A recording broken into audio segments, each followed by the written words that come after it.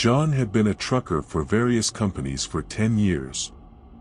3 years prior, he was employed by a warehouse company in Kansas, handling shipments. His usual role involved driving the semi, and that was precisely what he was doing on the frosty Monday of February 2nd. The work week was just kicking off and there were plenty of loads needing shipment. John was hustling to get it all done quickly. His drive started at 3 p.m. with the intention of reaching his destination that very night. He didn't fancy the thought of having to pull over somewhere to sleep, so he consistently drove about 5 above the speed limit, especially after midnight. It was a brisk pace for a semi. Fatigue started to creep in as his destination was less than an hour away. His eyes were drying out, making it harder to keep them wide open. Splashing some water on his face helped a little, giving him a much-needed jolt of wakefulness. John's truck was the sole vehicle on the road at that hour. Besides his headlights, the path was cloaked in darkness. As John reached for his water, he nearly spat it out at the sight of a figure rapidly approaching in the distance. He slammed the brakes, and as the truck slowed to a halt, he could better distinguish the features of this person who was nearly standing in the middle of the road. The man seemed to be dressed entirely in black, with some sort of black scarf wrapped around his neck and an unnaturally long neck. It was a peculiar thing to notice, but the man's elongated neck was unsettling. His face, however, was a complete blur. John could not make out any specific features.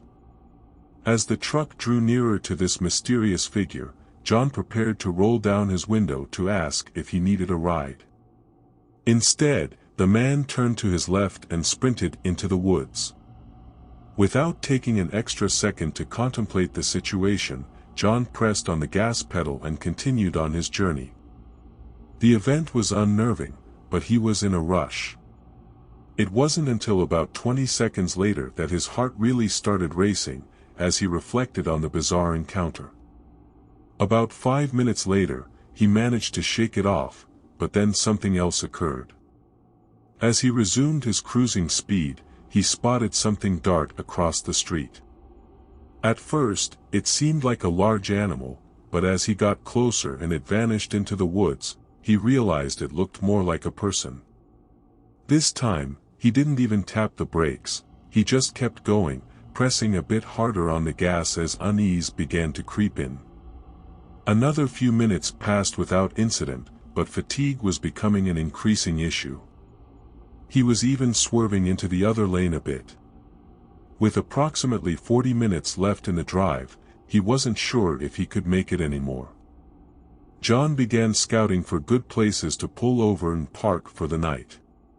Eventually, he noticed a small gravel opening on the side of the road, a makeshift parking rest stop. John pulled the semi into it, parked, leaned back and closed his eyes. He fell asleep for less than an hour, only to wake up suddenly to pitch darkness. He didn't know what had awakened him, but a gut feeling prompted him to turn on the headlights. The surrounding area in front of the truck was illuminated by the headlights, revealing a startling sight. It was the man with the black scarf he had seen earlier standing on the side of the road. Now, he could see his face much clearer. The man had a wide, eerie smile and his eyes were as wide as possible, looking straight at John through the windshield. With a jolt of fear, John started the truck and maneuvered it out of the clearing as best as possible. The questions raced through his mind. How could this man have traveled 10 miles from where he had been spotted earlier? Regardless, John didn't stop again that night until he reached his final destination. Once there, he fell asleep in the parking lot, waking up early the following morning. The only logical explanation he could conjure up was that his mind had been playing tricks on him due to the strange occurrences he'd experienced that night. Yet, he'd never heard of a hallucination being so vivid and terrifying, and that was the part that still greatly puzzled him.